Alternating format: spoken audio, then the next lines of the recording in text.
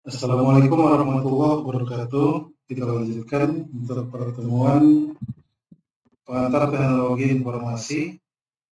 Di topik ini kita akan membahas mengenai protection against hardware theft and vandalism, ya, perlindungan terhadap perangkat keras dan vandalisme ini, ya. Karena ini sering terjadi dan sampai saat ini juga sering terjadi baik di lapangan ataupun di dalam ruangan. Hal ini berkaitan untuk perlindungan perangkat keras atau hardware dan vandalisme ini berkaitan dengan perangkat ICT atau perangkat IT yang ada di sebuah perusahaan ataupun mungkin yang diterapkan oleh service provider di indoor ataupun di outdoor, ya.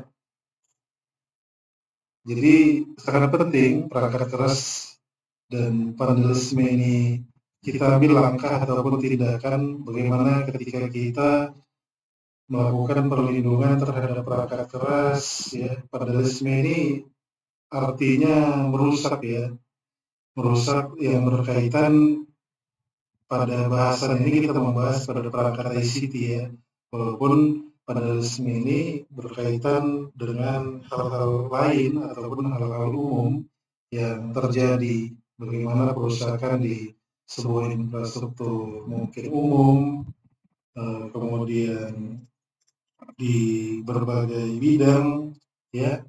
Tapi di bahasan ini kita akan membahas vandalisme itu di perangkat ICT. Jadi seperti kita ketahui banyak perangkat IT itu yang ada di sebuah perusahaan ataupun di sebuah organisasi di pemerintahan, ya. Itu sering terjadi kerusakan yang dilakukan mungkin oleh individu ataupun kelompok, ya. Ada beberapa tahapan untuk melindungi ataupun mencegah dari kerusakan perangkat keras atau hardware atau vandalisme ini yang bisa kita lakukan. Di sini ada 11 poin yang akan saya sampaikan. Yang pertama itu adalah kunci fisik, ya. Jadi ketika kita berbicara kunci fisik ini biasanya perangkat, kalau apa namanya, pernah tahu mungkin ruangan server yang banyak mungkin perangkat ICT-nya, ada perangkat switch, ada perangkat router, ada perangkat server, ya. Di situ biasanya perusahaan itu mungkin seperti kampus juga itu akan dikunci gitu, ya, kunci fisik. Jadi ada pengaman yang dilakukan untuk perangkat-perangkat ICT tersebut, ya. Mungkin bisa terdapat kunci kabel, kunci untuk bracketnya seperti gembok, ya, yang mungkin tidak bisa diakses oleh yang tidak berwenang ataupun oleh kelompok ataupun orang yang tidak diberikan akses ke ruangan server tersebut. Kemudian ada penyimpanan aman. Di sini yang disebut penyimpanan aman ini seperti laptop, tablet, ponsel, ya, yang ketika perangkat-perangkat tersebut tidak kita gunakan itu bisa kita simpan mungkin di lemari. Ini ketika kita bicara perangkat yang kita gunakan atau individu yang digunakan individu, ya. Seperti tadi ada komputer, laptop, sebaiknya ketika kita tidak gunakan itu kita simpan. Biasanya itu bisa terjadi pencurian ataupun perusakan, ya. Itu hal umum yang sampai saat ini terjadi. Ini berkaitan juga dengan mungkin di perusahaan. Di perusahaan itu tentu banyak policy ataupun rules yang dilakukan oleh Departemen IT untuk perangkat ICT-nya untuk melakukan keamanan dari penyimpanan untuk perangkat yang kritikal, terutama untuk perangkat ICT tadi. Kemudian di poin ketiganya ada tanda peralatan. Jadi ketika kita bicara tentang tanda peralatan ini, di sini biasanya di perusahaan itu diterapkan identifikasi, ya, identifikasi yang diberikan kepada perangkat-perangkat keras atau hardware tersebut. Contohnya seperti yang saya ilustrasikan ini, di sini ada perangkat switch. Biasanya di perangkat-perangkat switch, ya, di perangkat nanti kalau bekerja di perusahaan itu bisa tahu ya. Atau bisa kita terapkan juga nantinya ketika kita bekerja di perusahaan ya. Jadi ada misalnya perangkat switch gitu ya, kemudian ada perangkat router, ini yang umum gitu ya, kemudian ada perangkat server ya. Ini biasanya ada nomor seri yang dibuat ya, nomor seri supaya terutama untuk ini juga ya, untuk manajemen aset dalam perusahaan tersebut. Jadi ada nomor seri yang dibuat, ditandai gitu. Bahkan kabel-kabel seperti ini pun itu ditandai gitu ya. Ada nomor-nomor masing-masing yang dibuat ya. Kemudian juga ya, selain nomor seri ini seperti atau yang lebih identik label ya, atau labeling yang digunakan mungkin untuk masing-masing perangkat switch, router, dan server ini. Itu untuk identifikasi ataupun untuk aset yang ada di sebuah perusahaan tersebut. Kemudian ada penyandian, jadi ketika penyandian ini biasanya untuk perangkat yang di ruang server atau di ruang server ya, atau di perangkat data center ya, ini biasanya ada penyandian yang dilakukan. Jadi ketika kita ataupun ada karyawan yang ingin masuk atau akses ke dalam ruangan ini, itu ada privilege ya yang diberikan. Jadi tidak sembarang karyawan yang bisa mengakses ruang server ataupun data center ini ya, untuk mencegah itu tadi, pencurian, perusakan, dan lain sebagainya. Karena masih ada terjadi hal-hal seperti itu. Ya, kemudian ini ada pemantauan fisik. Ini biasanya dilakukan secara berkala di perusahaan tersebut. Bagaimana pemantauan fisik ini berupa contohnya yang paling sering itu diterapkan ada dibuat CCTV gitu ya, untuk melihat aktivitas yang ada di dalam data center ataupun ruang server tersebut ya. Biasanya CCTV yang diterapkan di dalam data center ataupun ruang server tersebut. Ya, kemudian ada enkripsi data.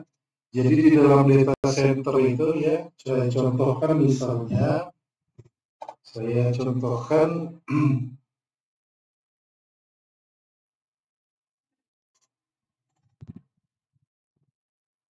biar bisa tergambar ya, misalnya kita bisa lihat. Jadi di dalam data center ini ya, di dalam data center ini, di sini kan banyak perangkat ICT ya. Di sini perangkat server, ada perangkat apa namanya, perangkat router, perangkat switch tadi ya. Itu dibuat yang namanya penyandian tadi. Jadi di encrypt semua perangkat-perangkat ini. Jadi encrypt itu berupa piranti lunaknya ya, piranti lunaknya yang dilakukan encrypt tadi. Ya, seperti ini kita bisa lihat data center ini. Jadi karena sangat kritikal ya data center ini, karena ketika ini down, contohnya di Indonesia ada beberapa data center yang digunakan oleh service provider. Jadi ketika itu down, ya kita pengguna atau user tidak akan bisa melakukan atau beraktivitas ke internet ya.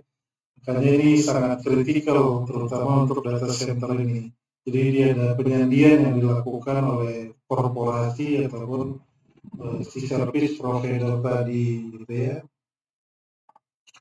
Nah, selanjutnya tadi di poin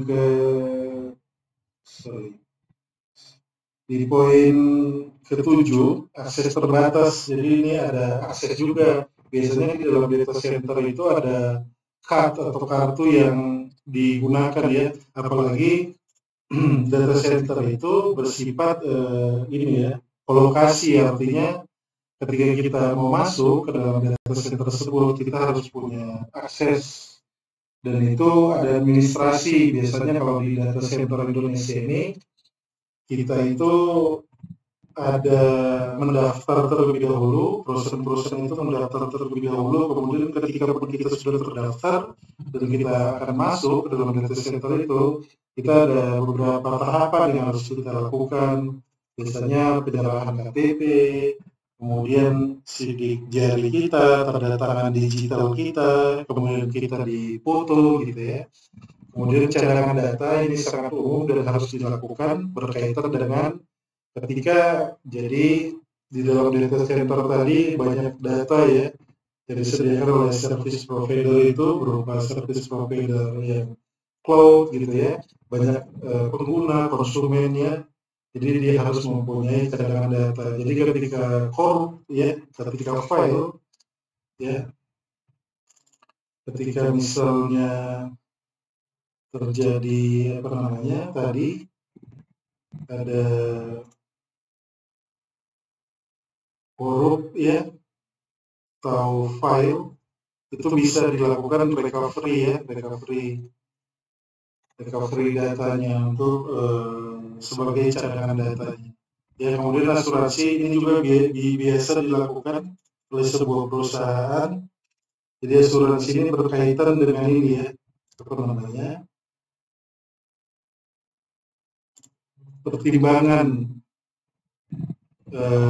untuk perangkat-perangkat keras yang ada di sebuah perusahaan itu ketika terjadi kerusakan itu bisa diasuransikan ya. Kemudian pendidikan pengguna ini berkaitan dengan edukasi ya. Ini biasanya tim-tim departemen IT yang ada di perusahaan itu melakukan edukasi. Jadi bagaimana mereka membuat sebuah policy, membuat sebuah rules ya kepada karyawan agar misalnya perangkat ICT itu tidak boleh digunakan sembarangan ataupun sejenisnya gitu ya. Jadi ketika melihat kesalahan ataupun melihat karyawan yang tidak sesuai dengan penggunaan perangkat tersebut ya, itu bisa diedukasi ya. Kemudian kebijakan keamanan operasional dalam sebuah organisasi ini harus diterapkan ya, karena ini berkaitan dengan kebijakan atau policy di dalam sebuah perusahaan ketika di dalam perusahaan itu terdapat banyak perangkat ICT ya. Jadi ilustrasinya seperti ini biasanya kabel outdoor gitu ya, outdoor. Jadi ketika di sini crash ataupun rusak seperti ini, yang di indoor ini tidak akan bisa operasional gitu ya. Ini ilustrasinya. Bagaimana perangkat-perangkat di indoor itu juga harus diprotek ya. Kita harus protek, misalnya menggunakan apa namanya pelindung ataupun sabdak disebut biasanya kabel-kabel kayak fiber optik yang di outdoor itu ada pelindungnya atau ada bracket ataupun ada jacketnya gitu ya, untuk ketika terjadi biasanya alat berat bekerja itu akan putus ya, sehingga yang di indoor ini pun tidak akan bekerja ketika di outdoornya itu mengalami kerusakan. Jadi itu perlunya proteksi untuk perangkat hardware terutama di sebuah perusahaan dan menghindari ya tindakan vandalisme ini. Biasanya vandalisme ini dilakukan di outdoor seringnya, tidak luput juga di indoor sering terjadi ya. Silakan masing-masing ditanyakan ketika ada pertanyaan untuk bahasan mengenai protection against hardware theft and vandalism ini atau perlindungan terhadap perangkat keras dan vandalisme ya. Silakan juga diimprovisasi untuk topik ini. Cukup sekian. Terima kasih. Assalamualaikum warahmatullahi wabarakatuh.